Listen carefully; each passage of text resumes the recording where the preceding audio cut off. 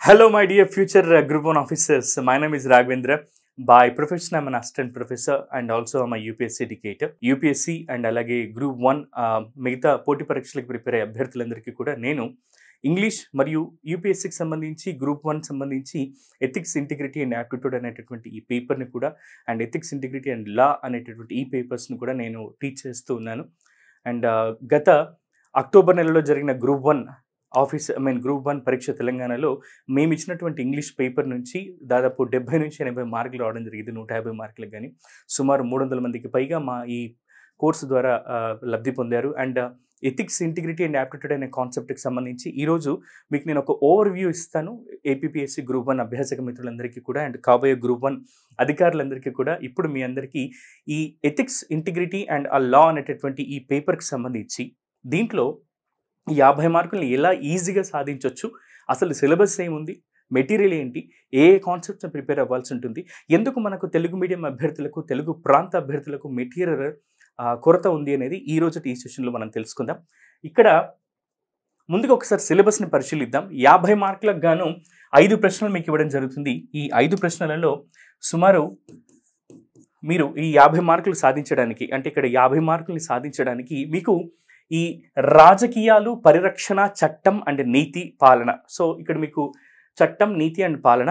So ఇక్కడ మీకు ఈ సెక్షన్ సిలో 5 ప్రశ్నలు ఇవ్వబడతాయి. ఒక్కొక్క ప్రశ్నకి 10 మార్కులు ఉంటాయి. సో ఇది ఆప్షనల్ క్వశ్చన్స్ ఉంటాయి. 2 క్వశ్చన్స్ ఇచ్చి రెండిట్లో ఏదో ఒకటి మిమ్మల్ని రాయమని అడుగుతారు.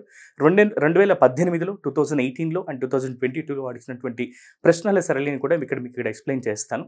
ఒక్కసారి మనము అసలు ఈ ఎథిక్స్ పేపర్ని ఎందుకు చాలా వరకు అభ్యర్థులు నెగ్లెక్ట్ చేస్తున్నారనే దానికి కారణం ఏంటి అని అంటే, ఎన్నిసార్లు చదివినా ఎంత చదివినా కొత్తగా అనిపించేటటువంటి కాన్సెప్ట్ ఇవి. అండ్ అలాగే యూపీఎస్సీ ఆస్పిరెంట్స్ ఎవరైతే ఉంటారో వాళ్ళందరికీ కూడా ఈ ఎథిక్స్ ఇంటిగ్రిటీ అండ్ యాప్టిట్యూడ్ అనే కాన్సెప్ట్ పరిచయం ఉంటుంది, ప్రిపేర్ అయి ఉంటారు. డిస్క్రిప్టివ్ ఓరియంటేషన్లో వాళ్ళు ది బెస్ట్గా పర్ఫామ్ చేయగలుగుతారు. కానీ మన తెలుగు ప్రాంత అభ్యర్థులు ముఖ్యంగా దీన్ని తెలుగులో రాయాల్సిన ఒక అవసరం ఉంది కాబట్టి చాలా వరకు తెలుగులోనే రాస్తూ ఉన్నారు. తెలుగులో మీడియం ఎవరైతే ఉన్నారో, తెలుగు మీడియం అభ్యర్థులు ఎవరైతే ఉన్నారో వాళ్ళందరికీ ఇది ఒక ప్రాబ్లం అవుతుంది. మెటీరియల్ కొరత ఉంది. నిజం చెప్పాలంటే ఈ ఎథిక్స్ ఇంటిగ్రిటీ తర్వాత లా అనేటటువంటి ఈ సెక్షన్ సిలో అడిగే 50 మార్కుల ప్రశ్నల్ని సింపుల్గా చెప్పాలంటే ఇది ఒక రిటర్న్ ఇంటర్వ్యూ అని చెప్తాను. ఏంటి రిటర్న్ ఇంటర్వ్యూ అంటున్నాడని మీరు అనుకోకండి. ఒక గ్రూప్ 1 అధికారిని ఇంటర్వ్యూలో ముఖాముఖి అడిగేటటువంటి ప్రశ్నల్ని ఇక్కడ డిస్క్రిప్టివ్ రూపంలో మీరు ఎంత ఎఫెక్టివ్గా రాయగలుగుతారని టెస్ట్ చేయడానికే ఇక్కడ మీకు దీన్ని రిటర్న్ ఇంటర్వ్యూ పేపర్ అని చెప్పేసి నేను అంటున్నాను. నిజం చెప్తున్నాను, చాలామంది సిలబస్ని కరెక్ట్గా అర్థం చేసుకోలేకపోవడం, ప్రిపేర్ అవ్వకపోవడం వల్ల 35 నుంచి 40 మార్కులు ఈజీగా సాధించవచ్చు. 50 మార్కులకు గాను 35 నుంచి 40 మార్కులు సులభంగా సాధించవచ్చు. కానీ కరెక్ట్గా దీన్ని యూటిలైజ్ చేసుకోకపోవడం వల్ల అందరికీ 25 నుంచి 30 మార్కులు మాత్రమే వస్తున్నాయి. కొన్నిసార్లు 25 కంటే తక్కువ మార్కులు కొంతమందికి వస్తున్నాయి. కేవలం 50 మార్కులకు కానీ నేను మాట్లాడుతున్నాను సెక్షన్ సిలో. ఒకసారి సిలబస్ను చూద్దాం మనం. ప్రజాసేవలో నీతి మరియు న్యాయ పరిజ్ఞానం అనేటటువంటిది మీకు ఇచ్చినటువంటి సెక్షన్ సిలో ఉండేటటువంటి సిలబస్ ఇది. దీంట్లో ఎథిక్స్ అండ్ హ్యూమన్ ఇంటర్ఫేస్ అని ఉంది. మానవ సమన్వయం అని అంటాం హ్యూమన్ ఇంటర్ఫేస్ని. అయితే ఇందులో ఎథిక్స్ యొక్క డెఫినేషన్ ఏంటి, దీనిపైన ఖచ్చితంగా ఒక ప్రశ్న అడగడం జరిగింది 2018లోను, ఆ తర్వాత 22 పేపర్లో కూడా మెయిన్స్లో. సో ఈ ఎథిక్స్ అంటే ఏంటి, మానవ విలువలంటే ఏంటి, సింపుల్గా చెప్పాలంటే మీరు గ్రూప్ 1 అధికారిగా కొన్ని లక్షల మందికి, ఎంతోమందికి మార్గనిర్దేశకుడిగా ఉంటారంటే ఒక మోడల్గా, ఎగ్జాంపుల్గా ఉండాల్సి ఉంటుంది. అలాగే మీరు ఎంతోమందికి ఇన్స్పిరేషనల్ కూడా. అలాంటిది మీరు మీ వ్యక్తిగత జీవితంలో అలాగే వృత్తిగత జీవితంలో రెండింటిలోనూ ఎంతటి విలువల్ని కలిగి ఉన్నారు, ఎంతటి విలువైన వ్యక్తిగా మీరు జీవనం కొనసాగిస్తున్నారనే విషయాలన్నింటినీ కూడా ఇక్కడ ఒక గ్రూప్ 1 అభ్యర్థిగా మనం ప్రజెంట్ చేయాల్సి ఉంటుంది. సింపుల్గా చెప్పాలంటే గ్రూప్ 1 అధికారిగా మారిన తర్వాత మీరు ఎలా ఉండాలో గ్రూప్ 1 ఆస్పిరెంట్గా ఉన్నప్పుడు మీరు ఇక్కడ నేర్చుకుంటున్నారు. బాగా గమనించండి, అధికారిగా ఉన్నప్పుడు ఎలాంటి నైతిక విలువల్ని, ఆ తర్వాత వృత్తిగత విలువల్ని, వ్యక్తిగత విలువల్ని కలిగి ఉంటారో ఈ గ్రూప్ 1 అధికారి కంటే ముందే ఇక్కడే మీరు ఇక్కడ ప్రజెంట్ చేయాల్సి ఉంటుంది రిటర్న్ పేపర్లో. సింపుల్గా చెప్పాలంటే మళ్ళీ నేను చెప్తున్నాను, ఇంటర్వ్యూలో అడిగే ప్రశ్నల్ని, ఇంటర్వ్యూలో అడిగి మిమ్మల్ని టెస్ట్ చేయాల్సిన ప్రశ్నల్ని ఇక్కడ మీకు రిటర్న్ ఎగ్జామ్లోనే అడుగుతున్నారు. ఇది మీరు గుర్తుంచుకోవాల్సి ఉంటుంది. ఇక నెక్స్ట్ ఎథిక్స్ యొక్క స్కోప్ ఏంటి, పరిణామాలు ఏంటి, మానవ చర్యలు ఏంటి, అండ్ నైతికత యొక్క కొలతలు అని అన్నారు, మెజర్స్ ఆఫ్ ఎథిక్స్ అని అంటున్నాం ఇక్కడ. అండ్ నెక్స్ట్ ప్రైవేటు మరియు ప్రజా సంబంధాలలో నీతి, ప్రజాసేవలో నీతి, సమగ్రత మరియు జవాబుదారీతనం, అకౌంటబిలిటీ అని అంటున్నాం ఇక్కడ. సో అకౌంటబిలిటీ, రెస్పాన్సిబిలిటీ అండ్ వీటికి సంబంధించినటువంటి విషయాల్ని మనం ఇక్కడ డిస్కస్ చేసుకోవాల్సి ఉంటుంది. అండ్ దీనికి సంబంధించి ఎన్ని మెటీరియల్స్ చదివినా సరే అవన్నీ మీకు బట్టి పట్టాల్సిన అవసరం లేదు. కేవలం మీ సొంత వాక్యాలలో రాసినప్పుడు మాత్రమే ఎక్కువగా మీకు మంచి మార్క్స్ వచ్చే అవకాశం ఉంటుంది. ఇక దీంతో పాటుగా మానవ విలువలు, హ్యూమన్ వాల్యూస్ అంటున్నాం. ఉనికిలో ఉన్నటువంటి సామరస్యాన్ని అర్థం చేసుకోవడం, సమాజంలో మరియు ప్రకృతిలో మానవ సంబంధాలు అని అంటున్నారు. సమాజంలో మరియు ప్రకృతిలో మానవ సంబంధాలని. ఇక లింగ సంబంధాలలో జెండర్ ఈక్వాలిటీ, లింగ సమానత్వము, ఫ్యామిలీ, కుటుంబము, సమాజం మరియు పౌరులకు విలువలు ఇవ్వడంలో విద్యా సంస్థలు, గొప్ప నాయకులు, జీవితాల నుంచి పాఠాలు మరియు బోధనలు, సంస్కర్తలు మరియు పరిపాలన అని అన్నారు. ఇక్కడ సింపుల్గా చెప్పాలంటే మానవ విలువల యొక్క ఉనికిని, అలాగే మానవ విలువల యొక్క ఇంపార్టెన్స్ని సమాజంలో ఎవరెవరికి ఎక్కువగా పాత్ర ఉంటుందంటే కుటుంబాలు, పౌరులు, విద్యా సంస్థలు, గొప్ప గొప్ప నాయకులు, అంటే ఇక్కడ ఫిలాసఫర్స్ అని చెప్పొచ్చు, వెస్ట్రన్ ఆర్ ఇండియన్ ఫిలాసఫర్స్ అని చెప్పొచ్చు, వాళ్ళ జీవిత గాథలు అండ్ వాళ్ళు చేసినటువంటి థీరీస్, వీటి ద్వారా ఈ మానవ విలువల్ని ఏ విధంగా మనం డిఫైన్ చేయాల్సి ఉంటుంది అనేది కూడా వీటిపైన ఖచ్చితంగా ఒక ప్రశ్న అడగడం జరుగుతుంది. అండ్ ఇక్కడ మనకు వెస్ట్రన్ థింకర్స్ ఎవరు, ఇండియన్ ఫిలాసఫర్స్ ఎవరు అనేది చాలా వరకు డౌట్ఫుల్గా ఉండొచ్చు చాలామందికి. ఇందులో మేము ఏం చేయబోతున్నామనంటే తెలుగు మీడియం అభ్యర్థులకి, ఇంగ్లీష్ మీడియం అభ్యర్థులకి ఇద్దరికి కూడా ఉపయుక్తంగా ఉండేలాగా బైలింగ్వల్ మెథడ్లో మేము ఈ కోర్స్ని లాంచ్ చేస్తున్నాం. ఆ కోర్సు విశేషాలు చెప్పడం కంటే ముందు మీకు సిలబస్ని ఎక్స్ప్లెయిన్ చేస్తాను. అండ్ ఆ తర్వాత ముఖ్యంగా ఒక సమాజాన్ని, ఒక సభ్య సమాజాన్ని, ఒక సమాజాన్ని నిర్మాణంలో ఖచ్చితంగా కీలక పాత్ర పోషించేది పౌరులు, కుటుంబం, విద్యా సంస్థలు. ఇవి ముఖ్యంగా కీలక పాత్రను పోషిస్తాయి. ఈ మూడింటి ప్రాధాన్యత ఏంటి, వీటిని ఎంత సమర్థవంతంగా యూజ్ చేసుకుంటే మనము ఒక మంచి సమాజాన్ని నిర్మించవచ్చు, ఒక మంచి సమాజాన్ని, అలాగే మంచి విలువల్ని కలిగిన సమాజాన్ని మనం చూడొచ్చు అనే విషయాన్ని ఆ కోణంలో మనం ప్రిపేర్ అవ్వాల్సి ఉంటుంది. మీరు ఎప్పుడైనా గమనించండి, ఈ ఎథిక్స్ పేపర్, ఆ తర్వాత ఈ న్యాయ ప్రజ్ఞానం పేపర్ 50 మార్కులకు ఏదైతే ఉంటుందో దీన్ని మీరు 4 కోణాలలో ఆలోచించి, విశ్లేషించి రాయాల్సి ఉంటుంది. ఆ 4 కోణాలను మీకు చివరిలో నేను ఎక్స్ప్లెయిన్ చేస్తాను. ఒక మారు మిగతా సిలబస్ ఏంటో చూద్దాం. ఇక వైఖరి, యాటిట్యూడ్.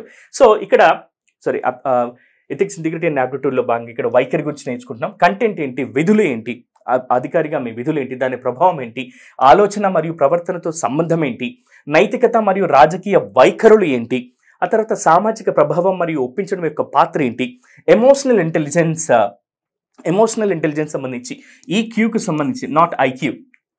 ఓకే, సో ఎమోషనల్ ఇంటెలిజెన్స్కి సంబంధించి దాని కాన్సెప్ట్ ఏంటి, దాని ఉపయోగాలు ఏంటి, అడ్మినిస్ట్రేషన్కి సంబంధించి, పరిపాలనకు సంబంధించి విశేషాలు ఏంటి అనేది ఇక్కడ ఈ సెక్షన్లో భాగంగా మిమ్మల్ని అడగడం జరుగుతుంది.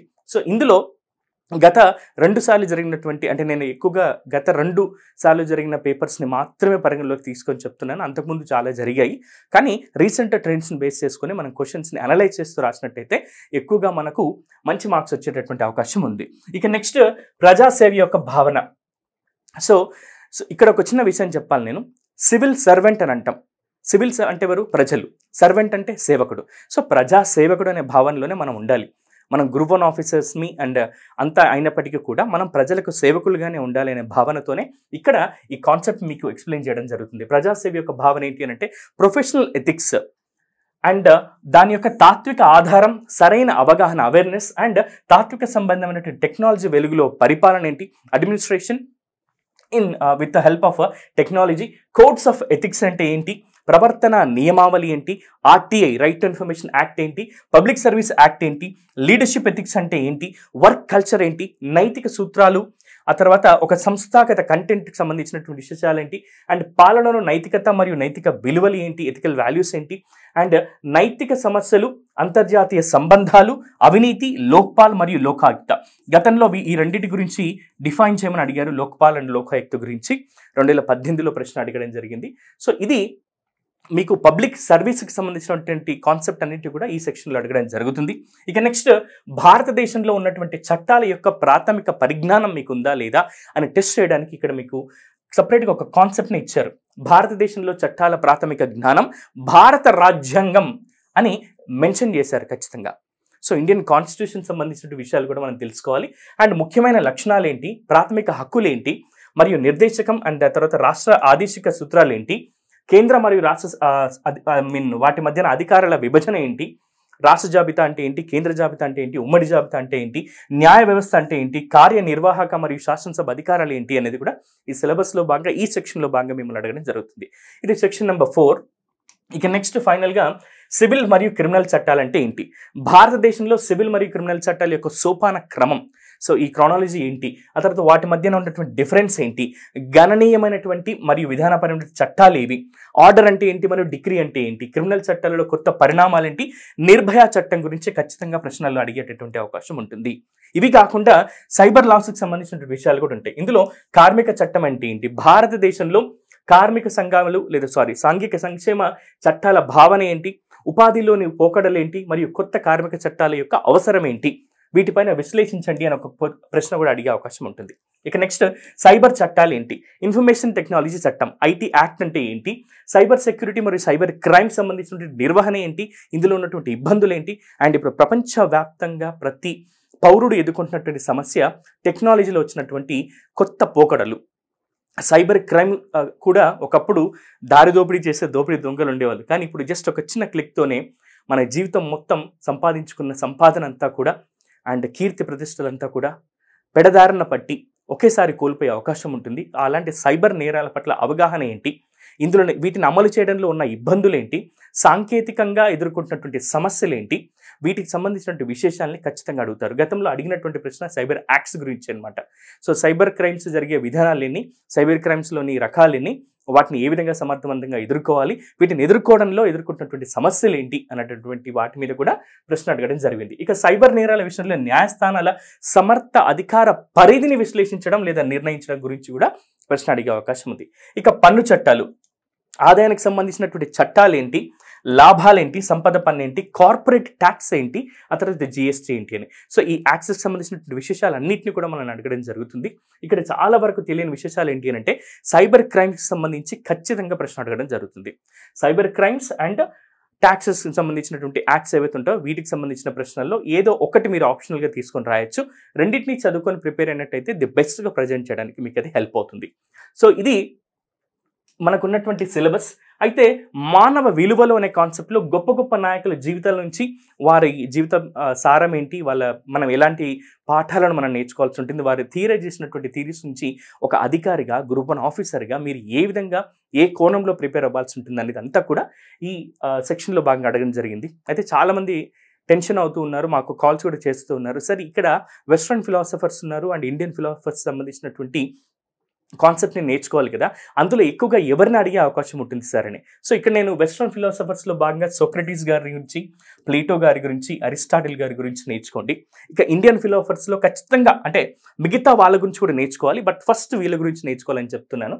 ఇక్కడ కౌటిల్య అండ్ రాజా రామ్మోహన్ రాయ్ల గురించి, స్వామి వివేకానంద అండ్ రవీంద్రనాథ్ ఠాగూర్ల గురించి, మహాత్మా గాంధీ గారి గురించి అండ్ డాక్టర్ బిఆర్ అంబేద్కర్ గారి గురించి, జవహర్లాల్ నెహ్రూ గారి గురించి అండ్ తర్వాత సర్దార్ వల్లభాయ్ పటేల్ గారి గురించి, మదర్ తెరిసా గురించి, వినోబా భావే గారి గురించి, ఇలా మిగతా ఇండియన్ ఫిలాసఫర్స్ ఎవరైతే ఉన్నారో వాళ్ళు థియరైజ్ చేసినటువంటి థియరీస్ గురించి కూడా మనం నేర్చుకోవాల్సిన అవసరం ఎంతైనా ఉంది.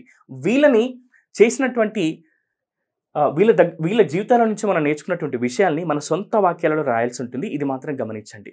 చాలామంది ఏం చేస్తున్నారంటే మెటీరియల్ని జస్ట్ కాపీ పేస్ట్ చేస్తున్నారు అండ్ మోడల్ క్వశ్చన్ ఆన్సర్స్ని రాయడం కూడా చాలా ఇబ్బంది పడుతూ ఉన్నారు. ముఖ్యంగా ఎథిక్స్ కాన్సెప్ట్ చెప్తున్నాను, మిగతా వాటి గురించి నేను మాట్లాడలేదు. మిగతా వాటిని ది బెస్ట్గా ప్రజెంట్ చేయగలుగుతున్నప్పటికీ కూడా కేవలం ఈ ఎథిక్స్ అనేటటువంటి 50 మార్కుల ప్రశ్నలు 5 ప్రశ్నలు ఏవైతున్నాయో వీటిని ప్రాపర్గా ఎగ్జాక్ట్గా ఆన్సర్ చేయలేకపోతున్నారు. దీనికి కారణం ఏంటి అని అంటే ఉన్నటువంటి కాన్సెప్ట్ని యాజ్ ఇట్ ఈస్గా కాపీ పేస్ట్ చేయాలని చూస్తున్నారు. దీనివల్లనే మనకు సమస్య అనేది ఎదురవుతుంది.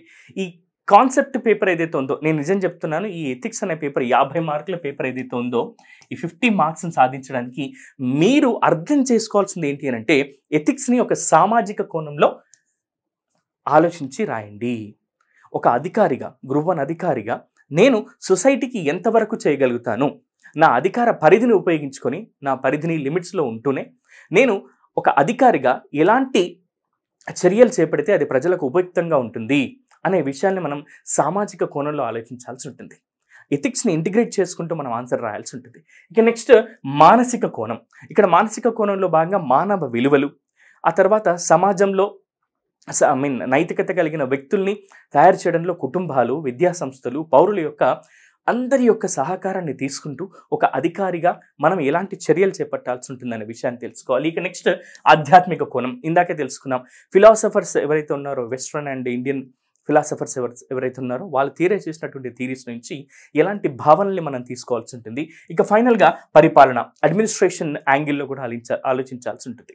ఒక గ్రూప్ 1 అధికారిగా మీరు ఎలాంటి పరిపాలన అందించాల్సి ఉంటుంది, ఈ విషయాలన్నింటినీ కూడా ఇందులో భాగంగా మీరు ఇలా 4 కోణాలలో ఆలోచించి ఆన్సర్స్ చేసినట్టయితే ఖచ్చితంగా మీరు 35 నుంచి 40 మార్కులు సాధించగలుగుతారు. I make sure, mark my words.